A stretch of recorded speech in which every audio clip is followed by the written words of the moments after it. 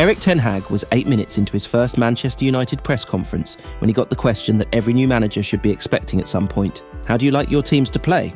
In an era of managerial philosophies and stylistic dogma, every new boss comes with a style of play that they are expected to integrate at their new club. Ten Hag's Ajax had been an attacking side, throwing players forward into attack and trying to dominate territory. As he tried to explain his particular style on day one in the job, he touched on his successful Ajax side, but left the feeling that he wasn't particularly wedded to one approach over any other dot. Maybe you have seen Ajax. I like that, he said on May 23, 2022. But players dictating the way of play.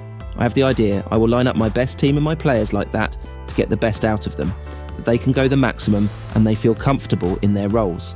It's about getting success together. The problem for Ten Hag is that we still don't really know how he wanted his team to play.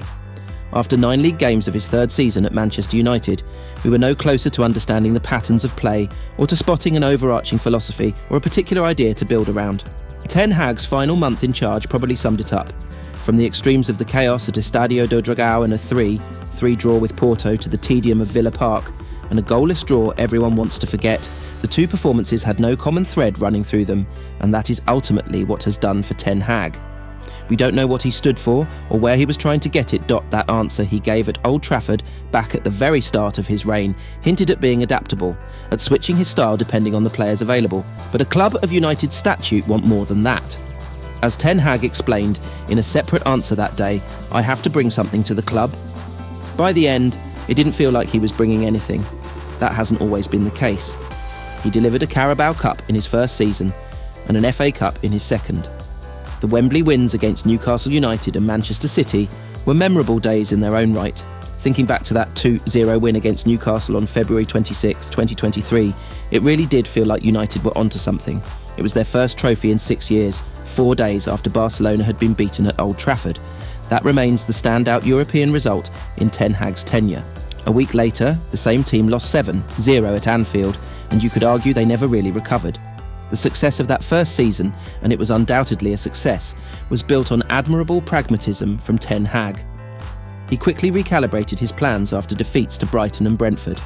He relied on an outstanding defence, influential signings in Lisandro Martinez and Casemiro and Marcus Rashford having the season of his life in front of goal. Season 2 always carried an expectation to take the script forward, and this is where things faltered. Ten Hag tried to get United to play with the dominance of his Ajax side, but that was never going to be easy to achieve in the Premier League. Injuries didn't help, but a desire to press more aggressively, get the fullbacks high up the pitch and send midfielders ahead of the ball was naive. Since the start of last season, United have shipped 2 or more goals more than 30 times and often look defensively vulnerable, with huge holes in midfield. When they do tighten up, as they did at Villa Park, they look poor going forward. Finding a balance has been impossible, maybe aside from that FA Cup final success. 10. Hag was compromised by those injuries and continued to be hampered by the absence of a left-back. There have also been transfer failings. The signings of Rasmus Højlund and Joshua Zirkzee haven't produced enough goals. Antony was an astonishing waste of money, and Casemiro's impact lasted 1 year of a 4-year contract. Too long was spent on a fruitless pursuit of Frenkie de Jong in the summer of 2022. But the biggest argument for ending Ten Hag's time at the club was the question he struggled to answer on day one. Nearly 2.5 years on, we still don't really know what kind of football he wanted to bring to Manchester United.